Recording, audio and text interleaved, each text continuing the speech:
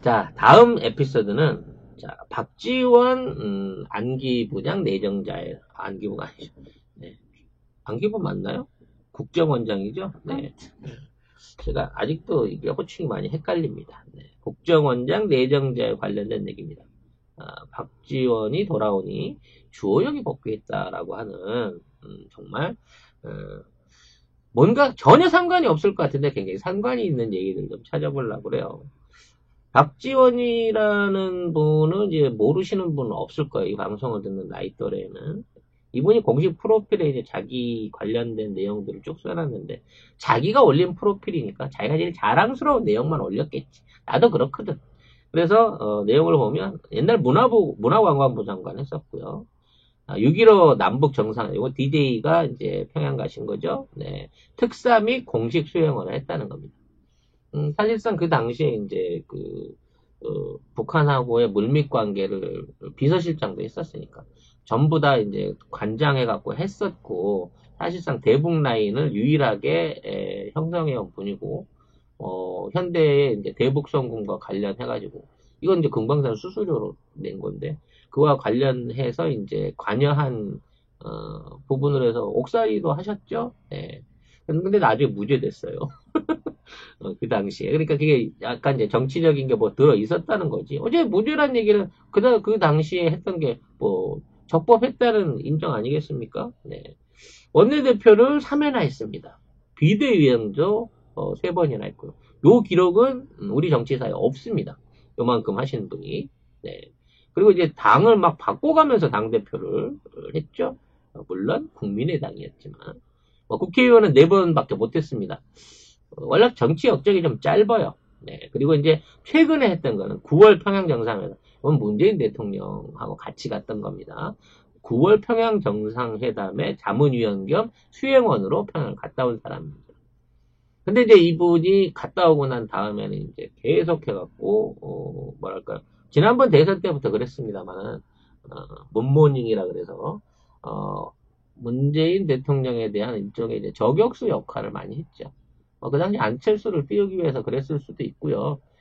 본인의 어떤 그 전통 호남민주당을 지키기 위한 어떤 욕심 때문일 수도 있는데, 아무튼 문파로 볼 수는 없는 사람입니다. 문재인의 사람은 아니었다는 거죠. 그 대표적인 게 문모님. 그러니까 그러한 사람인데, 이분이 이제 놀랍게도 무슨 뭐 특보나 뭐 자문위원 이런 게 아니라 막강한 권력을 가지고 있는, 굉장히 많은 일을 할 수 있는 국정원장에 내정이 된 거예요. 그리고 이러한 내정 자체가 이제 물론 대북 관계를 좀 더 원활히 하기 위한 거죠. 이제 국정원에 넣었다 그래서 옛날처럼 국정원이 국내 정치인이나 뭐 시민들 사찰하고 그와 관련된 공작 정치하고 간첩이나 조작해내고 이런 국정원 아닙니다. 지금 들어와서는 하지 말라 그랬어요. 근데 하지 말라 그러니까 너무 안 해. 너무 아무것도 안 해. 예? 뭐 2조 원이 넘는 뭐 엄청난 예산을 쓴다는 말도 있고, 블랙과 화이트를 포함해서 몇만 명의 어떤 그 고용인을 갖고 있다는 이 거대 조직 국정원이요, 사실상 아무 짓도 안 하고 지난 2년을 지내온 거예요. 심지어는 무슨 뭐 남북 연락소가 파괴가 되는지, 북한 안에 동향이 어떤지, 김정은이 어떤 병에 걸려 있는지, 뭐 이런 외부 대외적인 첩보 업무도 거의 안 하고 있는 것 같아요.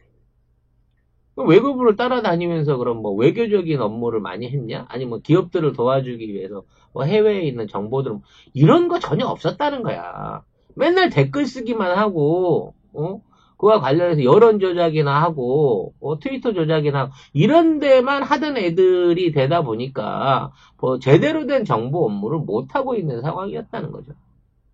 저는 그렇게 평가하고 싶어요.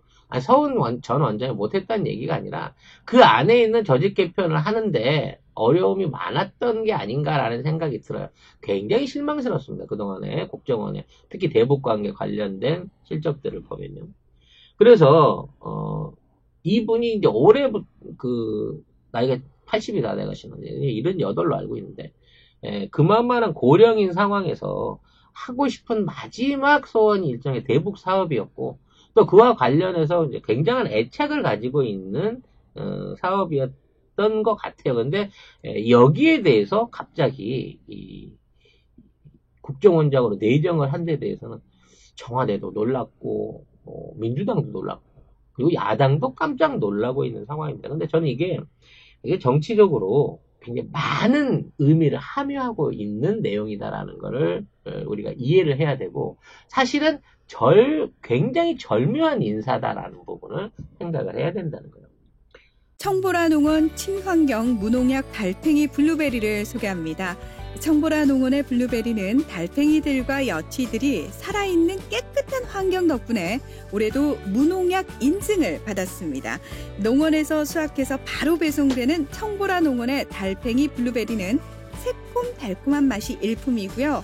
시력 회복뿐만 아니라 철분 보충, 회복계 환자 건강식, 가족들의 보양식품으로 인기가 높습니다. 하지만 올해는 코로나로 인해 생산과 유통이 원활하지 않은데요. 그래서 블루베리 값이 지난해에 비해 많이 올랐습니다.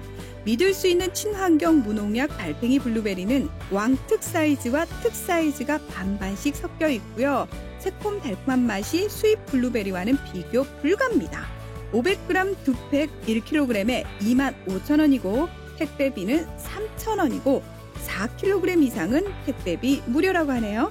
친환경 무농약으로 재배된 달팽이 블루베리를 주문하시려면 010-8986-6335 010-8986-6335로 카톡이나 문자로 주문을 해주시거나 네이버에 달팽이 블루베리를 검색하시면 청보라 농원 블로그에 주문 방법이 안내되어 있습니다. 그 부분 한번 분석을 해보겠습니다. 이건 물론 제 개인적인 의견입니다. 박지원 씨는요, 대북 특사 경험이 있어요. 이걸 통해서 북한 내, 우리나라 이제 그 이후로 제대로 된 대북 특사가 없었습니다. 노무현 대통령도 남북 정상회담을 가지고, 이거를 굉장히 이제, 강하게 추진을 해왔습니다만은, 그때는 미국의 압력이라든지, 청와대 안에서, 또는 우리 정치권 안에서의 비토 세력들이 많았기 때문에 거기에 특사 역할을 할 수 있는 분이 없었어요. DJ라든지 당시에 살아 계셨을 때 그러한 역할들을 해주실 줄 알았지만 그거 자체도 반대를 많이 받았기 때문에 간접적인 라인 안에서 움직일 수밖에 없었다는 겁니다. 근데 실질적으로 운영해본 대북 특사 경험이 있고 북한 내 인적 자산이 굉장히 많은 인물 중에 하나예요. 사실 어느 정도냐면요, 이게 이명박 정부 이후에는 이 대북 라인들을 전부 다 끊어버렸거든요. 그리고 심지어는 국정원 안에 호남 출신 인사들을 대거 숙청을 해버릴 정도로 그동안에 일어났던 어떤 남북 간의 교류에 연결된 라인들을 말살하다시피 한 그런 시절이 있었어요. 그 이후로 복원이 안 돼 있었다는 겁니다. 그리고 그렇기 때문에 이러한 관계를 이해하고 그 당시에 경험이 있는 당사자들이 거의 없어요. 실무자들이. 그리고 지금이 있는 이제 살아있는 라인도 직접적인 라인을 되살리기가 어려운 상황이지만 우리는 정치권이 수없이 변해서 많은 인물들이 이 관계 부처에서 이제 빠져나갔겠지만 북한은 핵심 세력들, 그러니까 참모진들이 그대로 남아있기 때문에 그 라인들을 아직도 활용할 수 있는 여지가 있다는 거죠. 즉 김정은 라인이 아니라 김정일 라인에서부터 살아있었던 세력들, 사실상 북한 권력의 주축들로 작용하고 있던 세력들하고의 인적 자산을 가진 정말 군대 몇 안 되는 인물이라는 겁니다. 그래서 이제 애초부터 이제 이런 대북 관계에 대해서 자신이 열심히 일을 하겠다라는 내용을 수없이 많이 밝혀왔었어요.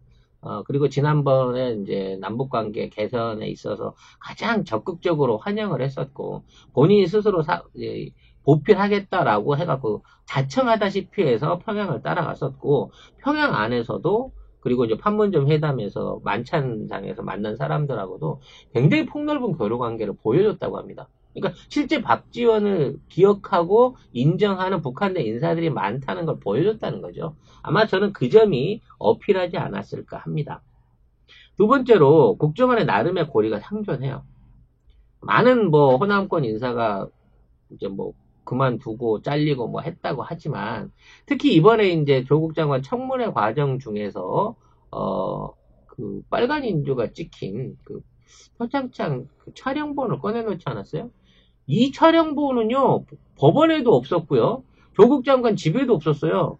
근데 어떻게 박지원 장관은 휴대폰에 그거를 그 당시 박지원 의원은 휴대폰에 그걸 전송받아서 가지고 있었을까요? 저는 이러한 라인을 보여준 뭔가 자기 나름대로의 빨대가 확실하게 있는 사람이라고 생각을 해요. 그래서 결국 그마만한 연결 라인들을 복원해내게 된다고 하면 국정원 안에서도 상당히 실세들, 실무적인 장악 라인들을 높여가지고 지금은 사실 식물화돼버린 거의 활동을 못하고 있는 국정원들을 다시 활력을 불어넣어줄 수 있는 계기가 되지 않을까 싶어요. 물론 이거 갖고 국내 사찰하라는 얘기 아니고요. 대북 관계나 대미 관계나 이런 쪽에 굉장히 뭐랄까 이제 활성화, 그러니까 정보 조직에 대한 활성화를 제대로 해가지고 국정에 도움이 될 수 있는 방향으로 운영할 것이다. 방만한 조직들을 매우 잘 운영할 수 있을 것이다라는 기대를 갖게 해요. 그 다음에 정치적으로 보면 국정원장에 대한 어떤 그 선임에 있어서 중립적인 걸 많이 요구하거든요. 그래서 아마 뭐 임종석 실장도 뭐 물망에 올랐다고 합니다만 좀 더 정치권에 가까운 인물이고 민주당 안에 핵심 인물이 이 자리를 앉혔다 그러면 야당이 엄청나게 반대를 할 수 있을 거예요. 근데 이 박지원 내정자 같은 경우는 문파로 비난받지 않을 사람이거든요. 그리고 얼마 전 지난 대선에까지만 하더라도 저쪽하고 손을 같이 잡고 연합정당을 추진하던 사람 중에 하나였어요. 그러니까 정치적으로 결이 같던 사람을 갑자기 배신자 취급하기는 저쪽도 어렵다는 거죠.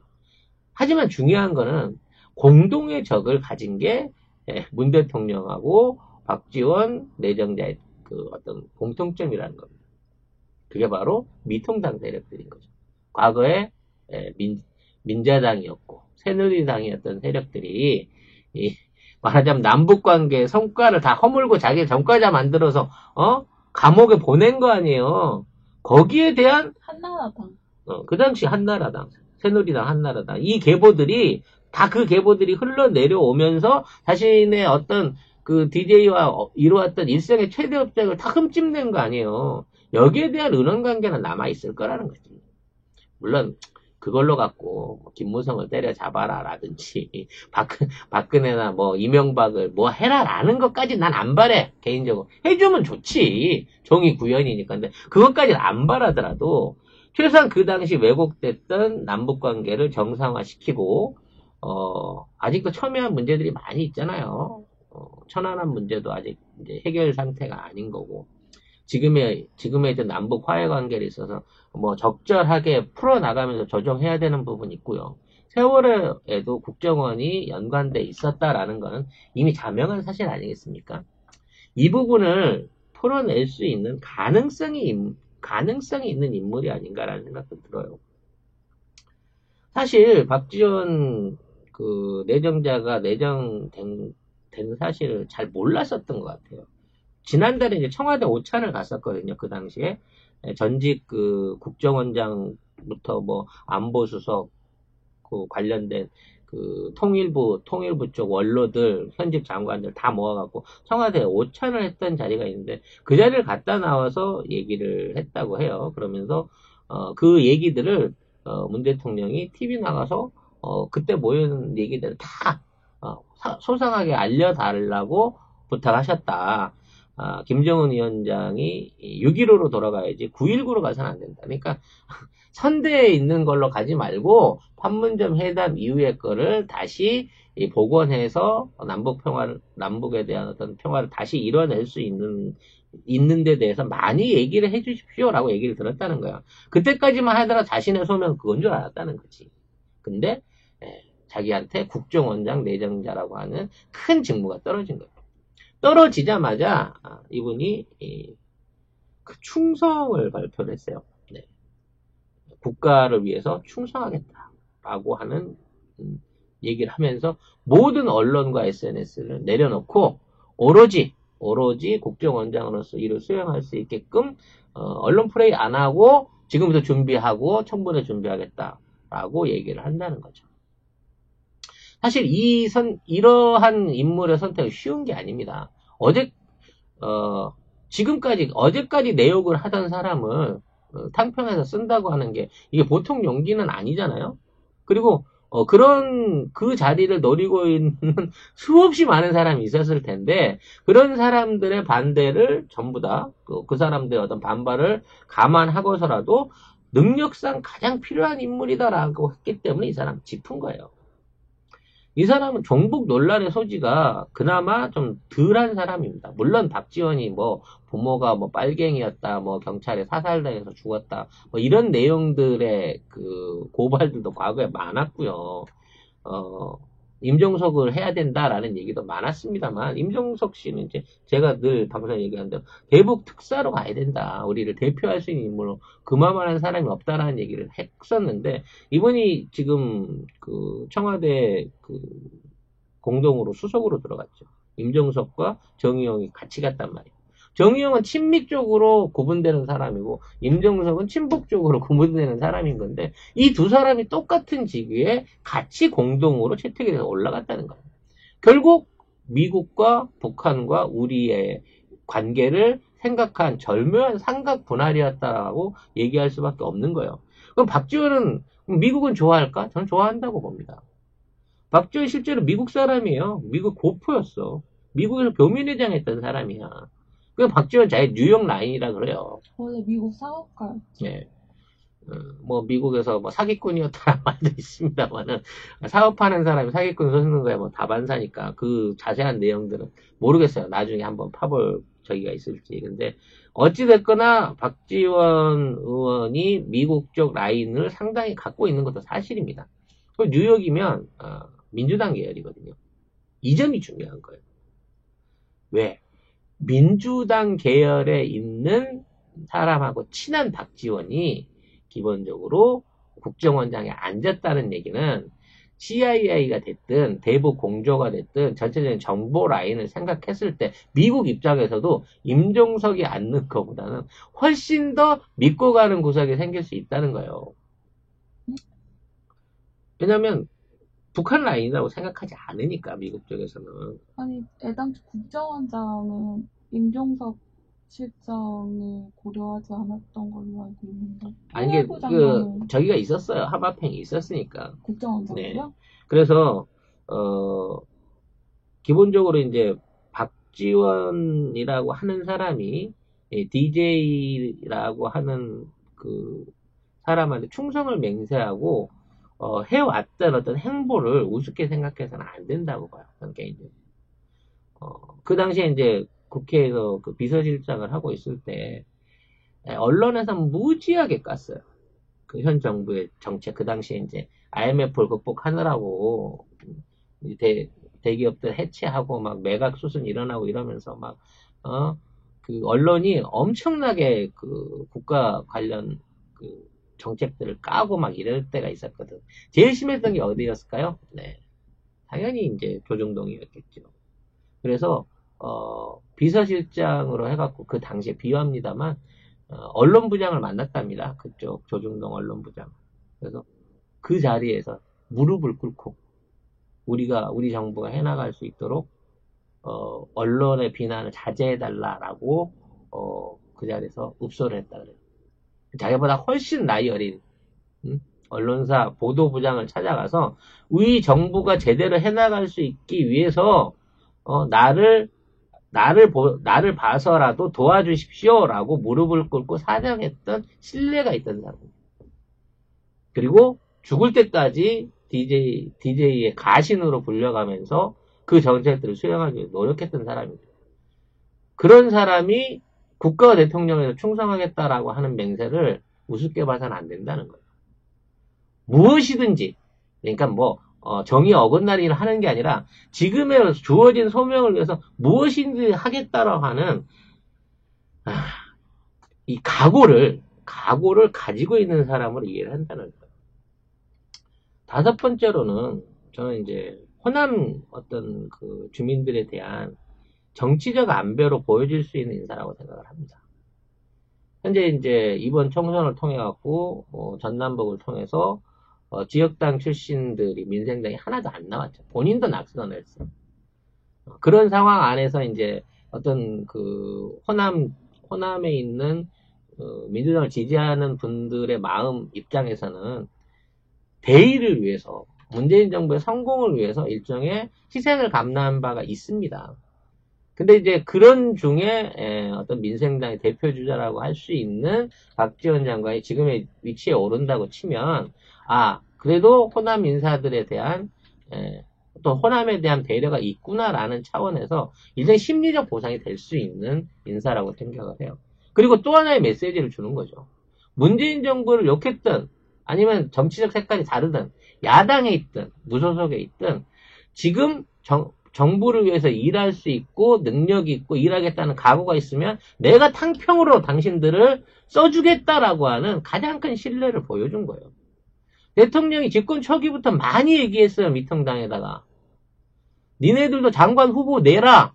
할 만한 사람 있고 능력 있는 사람 추천하면 내가 받아서 쓸게. 걔들은 안 냈습니다. 허수아비 만든다고 안 냈어요. 지금 문재인 정부 안에서 지금 장관들은 어떻게들 노력하고 있습니까? 각자의 부서에서 각자의 책임과 소명과 권리를 완벽하게 시행하기 위해서 최선의 노력을 하고 있어요. 상대방 부처와의 협조 잘 이루어지고 있고요. 좀 더 나은 어떤 결정을 위해서 청와대를 들이받는 청와대 비서실이나 수석을 들이받아 가면서까지 정책을 관철하는 그런 모습들을 보여주고 있다고. 책임 장관으로서 역할을 하고 있다는 거예요. 박지원 장관도 그 이상의 역할을 해낼 것으로 저는 기대를 합니다. 왜? 평생의 업이잖아요. 이 사람이 바래왔던 80평생에 가장 갈망했던 업을 쥐어준 거예요. 개인적으로도 굉장히 큰 감동과 소회가 있기 때문에 본인보다 연배가 한참 어리고 정치적 연륜이 낮다고 생각할 수 있는 후배죠. 문 대통령에게 충성을 다하겠습니다라고 하는 것을 공개적으로 얘기할 수 있지 않았을까 싶다는 거죠. 청와대도 여기에 화답을 해서 박지원의 내정은 과거사보다는 국정과 미래를 생각한 것이다라고 얘기했습니다. 국정과 미래만을 생각한 인사였다는 거죠. 평양대사 얘기는 본인이 했던 얘기예요. 본인이 그만큼이라 역할을 하고 싶다라는 거였는데 이게 단순하게 자리 욕심이라든지 권력력이 아니라는 거를 증명해 줄 걸로 믿습니다. 마지막으로 이거는 이제 이석현 전 의원이 얘기한 건데요. 이 박지원 대통령이 비서실장을 할 때 조 바이든하고 굉장히 친했다고 해요. 그래서 조 바이든 민주계랑 친하다 그랬잖아. 연결고리가 있는 거예요. 그래서 그 당시에 조 바이든이 지금 대통령 후보가 됐지만 그 당시는 이제 어떤 민주당의 총망반의 위원이었을 때 DJ를 만났고 그 당시에 자리를 배석을 했고 그 상황에서 이제 DJ와 조 바이든이 서로 넥타이를 받고 말 정도로 굉장한 친교를 발휘했다고 해요. 만에 하나 트럼프가 안 되고 조 바이든이 대통령이 된다고 하면 민주당하고의 관계 개선에 있어서 중대한 구심점을 할 수 있는 사람이 또한 박지원이기 때문에 또 이러한 네트워크를 활용할 수 있는 여지도 충분히 갖고 있다. 이 또한 장점이 될 수 있다라는 게 박지원이라는 인물이 선택된 거라고 봅니다. 그러니까 단순하게 생각하는 게 아니라 내가 뭔지 박지원 대통령이라고 했어요? 아닙니다. 박지원은 대통령이 아니고 당시 대통령 비서실장이었죠. 네. 아무튼 이러한 네트워크를 활용할 수 있는 인물을 적재적소에 잘 뽑은 거라고 생각을 해요. 자, 박지원하고 통일부 장관 이인영 이 두 사람 이제 저기를 해야 돼요. 그 청문회를 거쳐야 됩니다. 연락 까겠죠? 네, 저쪽 야당이 작정하고 깔라고 덤비는데 원래 이게 정치에도 일종의 그 묵계가 있어요. 국회의원들, 현역 국회의원들이나 국회의원 출신 안 까는 거지. 동업자 정신이 있거든. 저희 시청자분들 정말 착하신 것 같아요. 네. 네, 했어요. 라고 했어요. 네. 제가 상습범이니까 이해를 하시겠죠. 네. 아무튼, 어머. 왜요? 송 작가님 어제 잠 못 주무셨냐고 조금 실수가 보이신다고 예리하시고. 그러시네요. 네, 어제 날 새셨다고. 네, 자리 정비가 좀, 그래서. 네. 근데 좀 있으면 이미 괜찮아졌습니다, 여러분. 걱정하지 마세요. 네, 송 작가 아직, 말짱합니다. 그리고 이제 정의용, 임종석 특보들을 구체적으로 이제 모아놓음으로 인해서 사실은 대북 정책을 위한 일종의 풀 패키지, 어벤져스를 구성했다고 봐집니다. 송영길 장관까지 합치놓게 되면 기존에 지금 대북 정책에 있어서 더 이상의 인물을 뽑아낼 수가 없어. 어벤져스 맞아요. 대한민국이 할 수 있는 거. 이 얘기는 뭐냐면 앞으로 남은 임기 2년 안에 대북 정책 불가역적으로 확실하게 마무리 짓겠다는 겁니다. 네. 남북 평화 정착시키고 공동 교류를 통해 가지고 한민족이 잘 살 수 있는 길 2년 안에 만들겠다고 하는 시동의 전조로 박지원 국정원장도 하나의 말이 되었다. 요소가 되었다는 점에서 우리가 많은 기대와 칭찬 그리고 지원을 해야 되지 않을까. 박지원을 지원하자. 좋은 라임이네요. 네, 그런 생각이 듭니다. 아무튼 주호영이 이 박지원 내정자에 대한 청문회에 적극적으로 참석하겠다, 반대하겠다라는 얘기로 국회에 돌아오겠다고 했습니다. 자기들 안 하고 이제 임시국회 안 열리면 그냥 탱탱 놀라 그랬는데 임시국회에서 일하는 국회법을 만든다고 했어요. 그게 뭐죠? 네. 일 안 하면, 등원 안 하면 깎겠다는 겁니다. 90%까지 임금 삭감하겠다는 거야. 그러니까 이 법을 만들면 국회가 독재를 하게 된다. 이런 법이 만들어져서는 안 된다라고 반대라고. 아니 일 안 하면 돈 깎겠다는데 이게 독재야? 니들이 일하면 되잖아. 니들이 일하겠다고 스스로 뛰쳐나갔던 놈들이 7개 상임위 안 가져 씨. 니들 다 가져 해놓고 지금 와가지고 그거 다 되돌릴 수도 있는데 그러면 법사위는 꼭 넣어줘야 되는데 요따위 말도 안 되는 딜 하지 말고 오거나 말거나 신경 쓰지 말고 일하는 국회법 7개 상임위 그리고 가장 15일까지 빨리 정리를 해야 되는 공수처 추경 3차 이 모든 것들 다 처리해버려야 됩니다. 니들이 있으나 없으나 우리는 돌아간다라는 점을 보여줘야 돼요. 다시 생각해봐도 이게 말이 안 되는데 일하는 국회법이 통과되면 일당 독재가 심화되기 때문에 최대한 저지해야 된다. 일당 독재요? 결국 민주당의 일당 독재가 나라를 망친다라고 얘기하고 싶지만 결과적으로 니들이 일 안 해서 임금 깎일까봐 그런 거잖아. 네. 그러면서 오자마자 이제 대북전단 살포요 하면서 지금 이제 수사받고 있는 박상학을 찾아갔다네요. 그 자리에서 박상학이 큰 포부를 내세웠다고 합니다. 문재인 대통령을 유엔에 고발하겠다. 이런 씨 아무리 배운 게 없어도 그렇지 유엔이 무슨 고발 받아주는 단체야? 유엔은 국가연합인데 개인인 당신이 유엔에다 뭘 고발할 겐데? 네.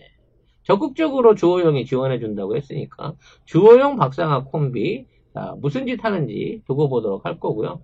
추 장관 해임 건의를 하겠다고 합니다. 네, 추미애 장관에 대한 해임 건의를 문 대통령한테 하겠다. 탄핵시킨다며. 차라리 탄핵 절차를 하지 그래.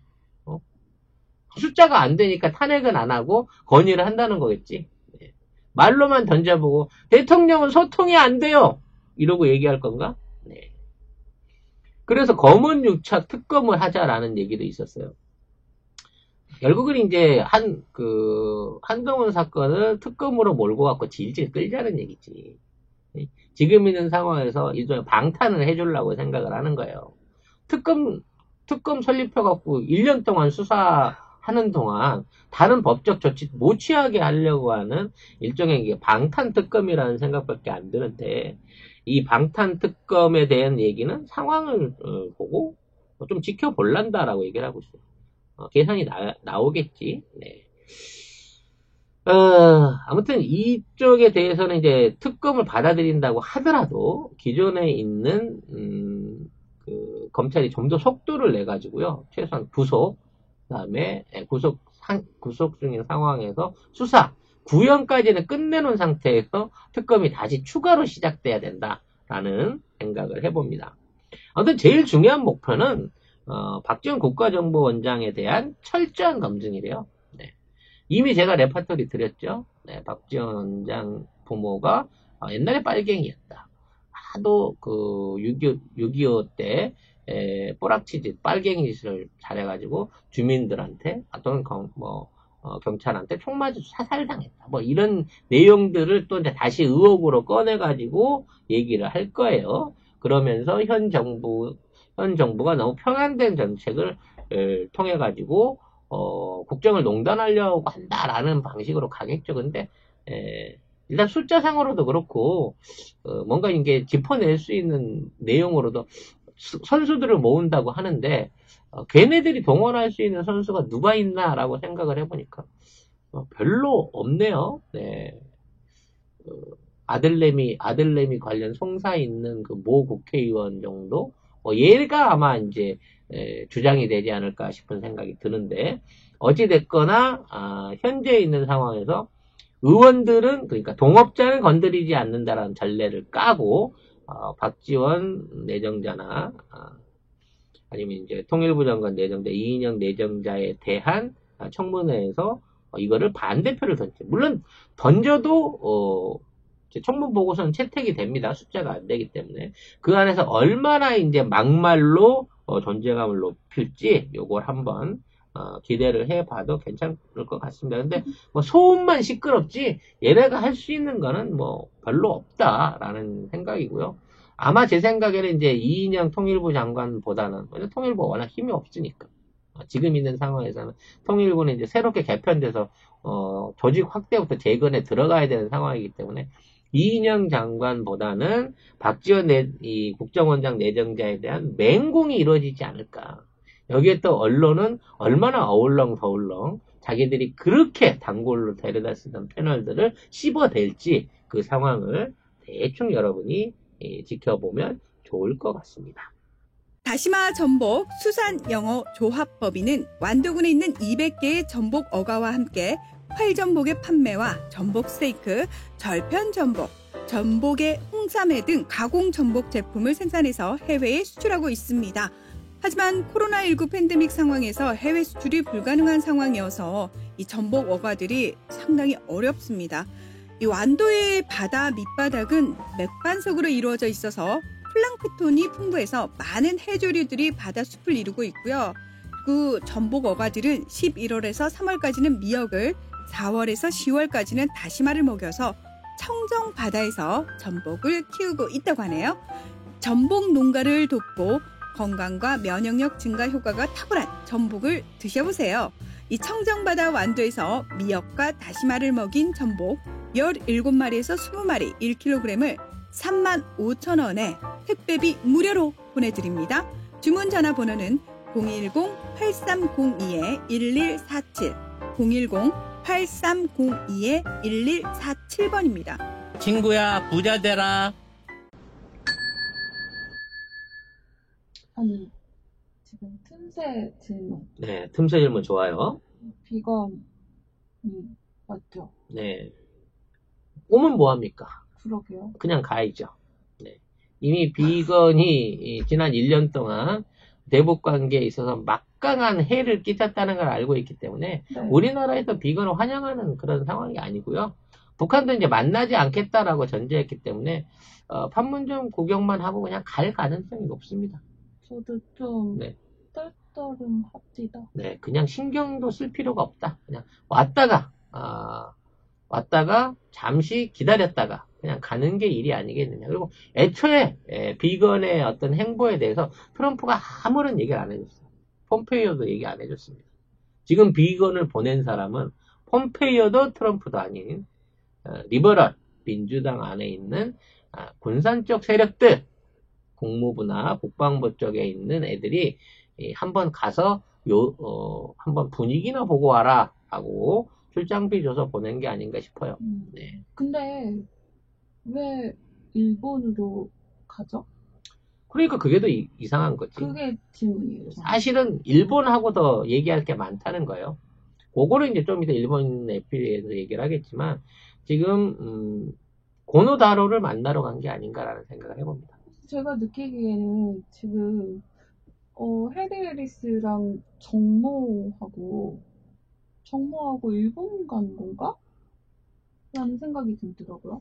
이게 굉장히 기분 나쁜 거예요. 이미 이제 볼튼 회고록에서 나왔지만, 뭐, 지금 있는 비건을 비롯한 해리 해리스를 비롯한 일본하고의 이 연관관계, 얘네들이 그동안, 이 아삼육을 맞춰온 정황들이 드러났기 때문에 사실 이 안에서 뭔가를 해보겠다고 또 거기 가가지고 자극적인 어떤 뭐 언사 내지는 뭐 모략을 준비할 수는 있겠습니다만 이거와 관계없이 남북 간의 교류를 직접적으로 터가는데 북한도 동의하고 있는 거고요. 네, 우리도 동의하고 있는 사안이라고 생각을 합니다. 지금 이제 관련해서 대선 전에 그 북미 회담을 다시 한번 열어보자라고 하는 남측의 제안이 있습니다. 근데 만약 이 제안이 성사가 된다 그러면 그때는 남북일 공동회담이 될 가능성이 높아요. 3자 회담이. 일이 몇 끼죠? 아니, 남북, 미? 이제 미, 그 다음에 이제 일은 뭐, 끼면 할 수 없고, 안 끼면 좋고, 뭐 이런 분위기로 갈 가능성이 높습니다. 몇 끼죠? 숟가락이지. 그러니까 왜 숟가락이죠? 아니, 일본은 이 상황에서 배제가 돼버린다고 치면, 남북미 회담이 또는 북미 회담이 일본을 배제한 상태에서 일어난다고 치면 아베의 지금 정치적인 그 위험도 어떤 외교력에 치명타를 맞게 되거든. 그렇다고 딱히 명분도 없지 않나? 명분은 이제 지들이 만들겠죠. 어떠한 형태로든지 뭐 스폰서가 됐든 업저버가 됐든 끼려고 노력을 할 겁니다만 가장 최선의 선택은 평양에서 트럼프와 문재인 대통령과 김정은이 만나서 공동으로 한반도 평화를 논의하는 그림 사진 한 장입니다. 이거 한 장이면 트럼프도 재선 가능성 높일 수 있다라고 꼬실 거고요. 저는 이 꼬심에 트럼프는 단독으로라도 답한다라고 개인적으로 기대를 하고 있습니다.